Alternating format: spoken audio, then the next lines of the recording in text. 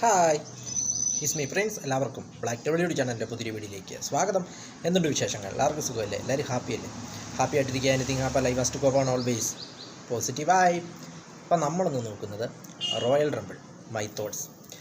Royal റംബിളിനെ കുറിച്ചുള്ള എൻ്റെ ചിന്തകൾ, മൈ ഒപ്പീനിയൻ, അതാണ് ഞാൻ നിങ്ങളുടെ മുന്നിൽ ഇന്ന് പങ്കുവയ്ക്കുന്നത്. അങ്ങനെ royal rumble show, WWE paper view royal rumble show, അതായത് ഫാൻസ് ഏറ്റവും അധികം കാത്തിരിക്കുന്ന പേപ്പർ വ്യൂവിൽ നിന്നാണ് റോയൽ റംബിൾ എന്നത്. പേഴ്സണലി മൈ ഫേവറേറ്റ്, എനിക്ക് ഏറ്റവും ഇഷ്ടപ്പെട്ട WWE പേപ്പർ വ്യൂ ആണ് റോയൽ റംബിൾ. അതിന് കാരണം ആ 30 മെൻസ് ബാറ്റ് റോയൽ, ആ 30 പേരുടെ ആ ഒരു മത്സരം കാണാനായിട്ടാണ് കാത്തിരുന്നത്. അത് നടന്ന് അവസാനിച്ചിരിക്കുന്നു. എന്നെ സംബന്ധിച്ചിടത്തോളം എനിക്കൊരു വളരെയധികം ഡിസപ്പോയിൻമെൻറ്റിങ് അല്ലെങ്കിൽ ഡിസപ്പോയിൻറ്റഡ് ആയിട്ടുള്ളൊരു റോയൽ റംബിൾ ആയിരുന്നു ഇത്. കാരണം സർപ്രൈസ് റിട്ടേൺസ് ഒന്നും ഇല്ലാതെയുള്ളൊരു റോയൽ റംബിൾ. ആൻഡ്രയുടെ മാത്രമാണെന്ന് തോന്നുന്നു ഒന്ന് സർപ്രൈസ് ആയിട്ട് റിട്ടേൺ ആയത്. അത് നമ്മളെ ഒരു രീതിയിലൊരു ഗൂംസ് ബംസ് ഉണ്ടാക്കിയൊന്നും ചെയ്തില്ല. വലിയ താരങ്ങളുടെ ഒരു റിട്ടേൺസ് ഒന്നും കാണുവാനായിട്ട് സാധിച്ചില്ല. ഒരു നോർമൽ റോയൽ റംബിൾ. ആകപ്പാടെ ഫാൻ ഫേവറേറ്റ് സൂപ്പർ സ്റ്റാറുകൾ വളരെ കുറവ്. ഫാൻസ് ഫേവറേറ്റ് സൂപ്പർ സ്റ്റാറുകൾ ഉണ്ടെങ്കിലേ ക്രൗഡ് ഇളകി മറിയുകയുള്ളൂ. ആകപ്പാടെ ഉറങ്ങിക്കിടന്ന ക്രൗഡൊന്ന് എഴുന്നേറ്റത് കോഡി റോഡ്സ് വന്നപ്പോഴും പിന്നീട് CM പങ്ക് വന്നപ്പോഴുമാണ് എനിക്ക് തോന്നി. ഈ രണ്ടുപേരും ആണ് ഫാൻ ഫേവറേറ്റ് സൂപ്പർ സ്റ്റാർസായിട്ട് അവിടെ ഉണ്ടായിരുന്നത്.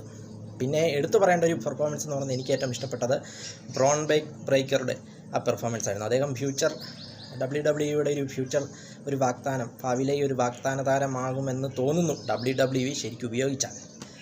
പൊതുവേ അങ്ങനെയുള്ള സൂപ്പർ സ്റ്റാറുകളെ WWE വളർത്താറില്ല എന്നതാണ് സത്യം. LA നൈറ്റ് പോലുള്ള സൂപ്പർ സ്റ്റാറുകളെയൊക്കെ വേസ്റ്റ് ചെയ്തുകൊണ്ടിരിക്കുകയാണ്. അദ്ദേഹത്തിനൊക്കെ നല്ല ടാലൻ്റ് ഉണ്ട്, നല്ല മൈ സ്കില്ലുണ്ട്, നല്ല ക്രൗഡ് സപ്പോർട്ടുണ്ട്, നല്ല ഫാൻ ഫോളോവിംഗ് ഉണ്ട്. പക്ഷേ അവരെയൊന്നും ഉപയോഗിക്കുന്നില്ല. കോഡി റോഡ്സ് ആണ് ഈ തവണ വിജയിച്ചിരിക്കുന്നത്. കഴിഞ്ഞ വർഷവും കോഡി റോഡ്സ് തന്നെയാണ് വിജയിച്ചത്. അങ്ങനെ അടുപ്പിച്ച് 2 റോയൽ റംബിൾ വിജയിക്കുന്നു കോഡി റോഡ്സ്. 2 റോയൽ റംബിൾ വിജയിച്ചവരുടെ ലിസ്റ്റിലേക്ക്, അതായത് John Cena, Steve Austin, Shawn Michael, Hogan, Randy Orton തുടങ്ങിയവരുടെ ലിസ്റ്റിലേക്ക് കോഡിയും എത്തിയിരിക്കുന്നു. പക്ഷേ എന്തോ കഴിഞ്ഞ വർഷം ജയിച്ച ആളെ തന്നെ ഈ വർഷം ജയിപ്പിച്ചത് കൊണ്ടാണോ എന്തോന്നറിയില്ല, ഒരു ആവറേജ് അല്ലെങ്കിൽ അതിനും താഴെയൊരു റോയൽ റംബിളായിരുന്നു ഈ വർഷം നടന്നതെന്ന് പറയാം. CM പങ്കിനെ വിജയിപ്പിക്കുമായിരുന്നെങ്കിൽ അത് കുറച്ചുകൂടെ നന്നായേനെ. കാരണം 10 വർഷം കഴിഞ്ഞുള്ള റിട്ടേൺ, ഫാൻസ് എല്ലാം കാത്തിരുന്നത് CM പങ്ക് വിജയിക്കാൻ വേണ്ടിയായിരുന്നു. ആ ഒരു മൂവ്മെൻറ്റ് കൊടുത്തിരുന്നെങ്കിൽ അതിന്നും നല്ലൊരു ഹാപ്പി എൻഡിങ് ആയിട്ട് അവസാനിച്ചത്. ഇപ്പോൾ കോഡി റോഡ്സ് വിൻ ചെയ്തപ്പോൾ ഒരു മിക്സർ റെസ്പോൺസാണ് അവിടെ കാണാൻ സാധിച്ചത്. കാരണം വീണ്ടും കോഡിയെ തന്നെ ഓവർ പുഷ് കൊടുത്തുകൊണ്ടിരിക്കുകയാണ്.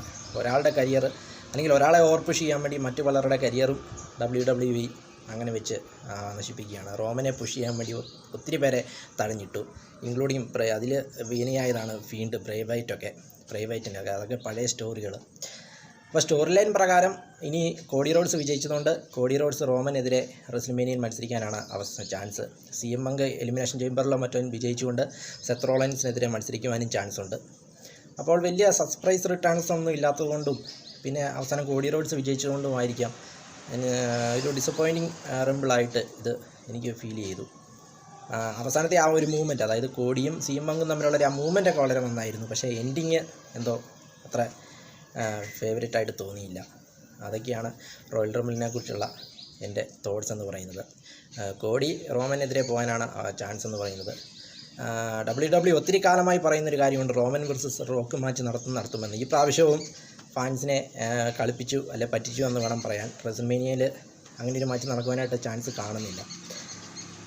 അപ്പോൾ വീണ്ടും ഒരാളെ കേന്ദ്രീകരിച്ച് അല്ലെങ്കിൽ ഫേസ് ഓഫ് ദ കമ്പനി കോഡിയാക്കുവാൻ വേണ്ടി മറ്റു പലരുടെയും കരിയറുകൾ WWE നശിപ്പിക്കുന്നതായിട്ടാണ് വീണ്ടും പണ്ട് ജോൺസിനൊക്കെ ഇങ്ങനെ സംഭവിച്ചാണ്. ജോൺസിനെ ഓവർ പുഷ് ചെയ്ത് അവസാനം ഫാൻസിനെ കൊണ്ട് വെറുപ്പിച്ചു.